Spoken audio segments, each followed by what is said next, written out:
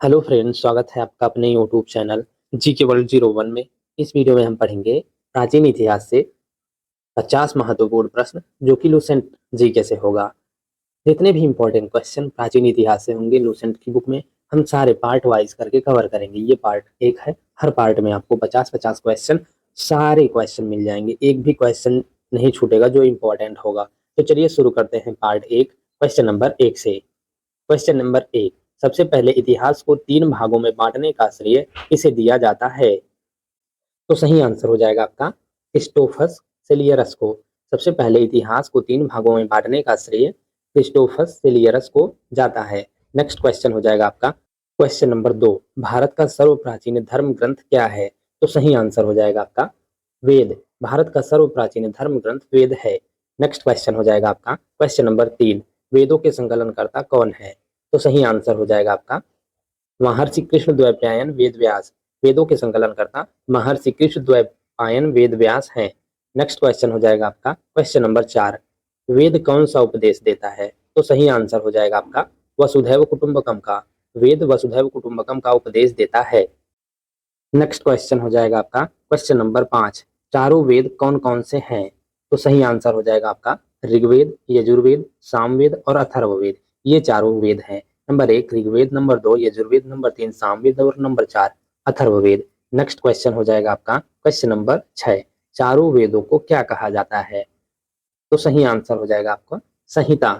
चारों वेदों को संहिता कहा जाता है। नेक्स्ट क्वेश्चन हो जाएगा आपका क्वेश्चन नंबर सात, ऋग्वेद में कितने मंडल हैं? तो सही आंसर हो जाएगा आपका 10। ऋग्वेद में 10 मंडल हैं। नेक्स्ट क्वेश्चन हो जाएगा आपका क्वेश्चन नंबर आठ, ऋचाओं के क्रमबद्ध ज्ञान को क्या कहते हैं? तो सही आंसर होगा आपका ऋग्वेद। ऋचाओं के क्रमबद्ध ज्ञान को ऋग्वेद कहते हैं। नेक्स्ट क्वेश्चन हो जाएगा आपका क्वेश्चन नंबर नौ, ऋग्वेद में कितने सूक्त हैं? तो सही आंसर होगा आपका 1028। ऋग्वेद में 1028 सूक्त हैं। नेक्स्ट क्वेश्चन हो जाएगा आपका क्वेश्चन नंबर 10, ऋग्वेद में कितनी ऋचाएं हैं? तो सही आंसर होगा आपका 10,462। ऋग्वेद में 10,462 ऋचाएं हैं। नेक्स्ट क्वेश्चन हो जाएगा आपका क्वेश्चन नंबर 11, ऋग्वेद की ऋचाओं को पढ़ने वाले ऋषि को क्या कहते हैं? तो सही आंसर होगा होर्त्री। ऋग्वेद की ऋचाओं को पढ़ने वाले व्यक्ति को होर्त्री कहते हैं। नेक्स्ट क्वेश्चन हो जाएगा आपका क्वेश्चन नंबर 12, ऋग्वेद से किसके बारे में जानकारी मिलती है? तो सही आंसर होगा आपका आर्यों की राजनीतिक प्रणाली, इतिहास एवं ईश्वर की महिमा के बारे में। नेक्स्ट क्वेश्चन होगा आपका क्वेश्चन नंबर 13, ऋग्वेद के रचयिता कौन है? तो सही आंसर होगा विश्वामित्र। ऋग्वेद के रचयिता विश्वामित्र हैं। नेक्स्ट क्वेश्चन हो जाएगा आपका क्वेश्चन नंबर 14, ऋग्वेद के तीसरे मंडल में क्या है? तो सही आंसर हो जाएगा आपका गायत्री मंत्र। ऋग्वेद के तीसरे मंडल में गायत्री मंत्र का उल्लेख है। ऋग्वेद के नवें मंडल में किसका उल्लेख है? तो सही आंसर हो जाएगा आपका सोम देवता का। ऋग्वेद के नवें मंडल में सोम देवता का उल्लेख है। नेक्स्ट क्वेश्चन हो जाएगा आपका क्वेश्चन नंबर 16, ऋग्वेद के आठवें मंडल में क्या है? तो सही आंसर हो जाएगा आपका हस्तलिखित ऋचाओं को खिल कहा गया है। ऋग्वेद के आठवें मंडल में हस्तलिखित ऋचाओं को खिल कहा गया है। नेक्स्ट क्वेश्चन होगा आपका क्वेश्चन नंबर 17, ऋग्वेद के 10वें मंडल में किसका वर्णन है? तो सही आंसर होगा आपका चारों वर्णों का। ऋग्वेद के 10वें मंडल में चारों वर्णों का वर्णन है। नेक्स्ट क्वेश्चन हो जाएगा आपका क्वेश्चन नंबर 18, ऋग्वेद के कई परिछंदों में प्रस्तुत अधन्य शब्द का संबंध किससे है? तो सही आंसर होगा आपका गाय से। ऋग्वेद के कई परिछंदों में प्रस्तुत अधन्य शब्द का संबंध गाय से है। नेक्स्ट क्वेश्चन हो जाएगा आपका क्वेश्चन नंबर 19, वामनावतार के तीन पगों के आख्यान का प्राचीनतम स्रोत क्या है? तो सही आंसर होगा आपका ऋग्वेद। वामनावतार के तीन पगों के आख्यान का प्राचीनतम स्रोत ऋग्वेद है। नेक्स्ट क्वेश्चन हो जाएगा आपका क्वेश्चन नंबर 20, ऋग्वेद में इंद्र के लिए कितनी ऋचाओं की रचना की गई है? तो सही आंसर होगा आपका 250। ऋग्वेद में इंद्र के लिए 250 ऋचाओं की रचना की गई है। नेक्स्ट क्वेश्चन हो जाएगा आपका क्वेश्चन नंबर 21, ऋग्वेद में अग्नि के लिए कितनी ऋचाओं की रचना की गई है? तो सही आंसर होगा आपका 200। ऋग्वेद में अग्नि के लिए 200 ऋचाओं की रचना की गई है।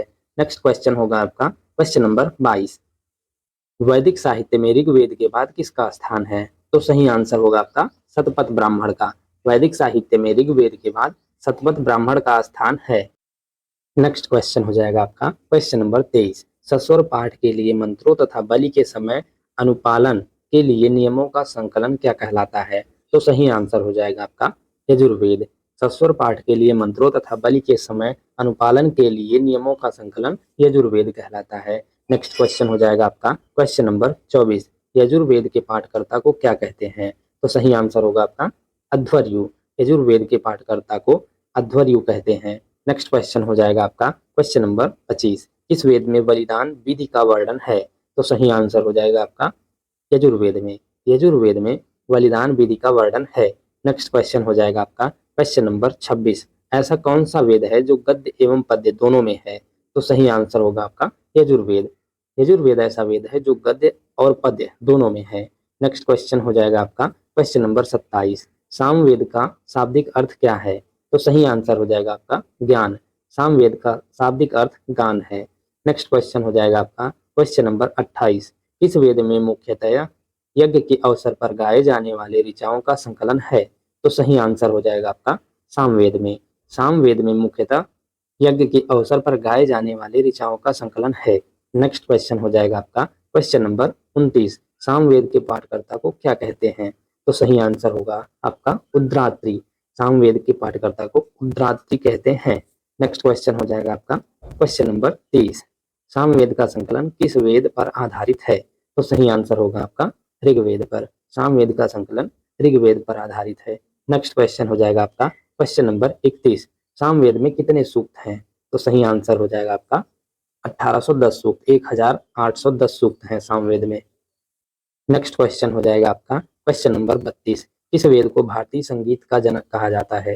तो सही आंसर हो जाएगा आपका सामवेद को। सामवेद को भारतीय संगीत का जनक कहा जाता है। नेक्स्ट क्वेश्चन हो जाएगा आपका क्वेश्चन नंबर 33।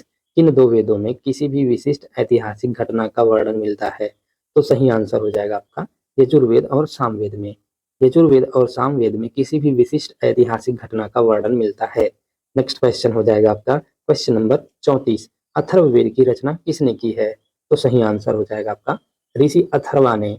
अथर्ववेद की रचना ऋषि अथर्वा ने की है। नेक्स्ट क्वेश्चन हो जाएगा आपका क्वेश्चन नंबर 35। अथर्ववेद में कुल कितने मंत्र हैं? तो सही आंसर हो जाएगा आपका 731। अथर्ववेद में कुल 731 मंत्र हैं। नेक्स्ट क्वेश्चन हो जाएगा आपका क्वेश्चन नंबर 36। अथर्ववेद में लगभग कितने पद हैं? तो सही आंसर हो जाएगा आपका 6000। अथर्ववेद में लगभग 6000 पद हैं। नेक्स्ट क्वेश्चन हो जाएगा आपका क्वेश्चन नंबर 37। कौन सा वेद कन्याओं के जन्म की निंदा करता है? तो सही आंसर हो जाएगा आपका अथर्ववेद। अथर्ववेद कन्याओं के जन्म की निंदा करता है। नेक्स्ट क्वेश्चन हो जाएगा आपका क्वेश्चन नंबर 38। सामान्य मनुष्यों के विचारों तथा अंधविश्वासों का विवरण किस वेद में मिलता है? तो सही आंसर हो जाएगा आपका अथर्ववेद में। सामान्य मनुष्यों के विचारों तथा अंधविश्वासों का वर्णन या विवरण अथर्ववेद में मिलता है। नेक्स्ट क्वेश्चन हो जाएगा आपका क्वेश्चन नंबर 39। कौन सा सूक्त अथर्ववेद का प्रतिनिधि सूक्त माना जाता है? तो सही आंसर हो जाएगा आपका पृथ्वी सूक्त।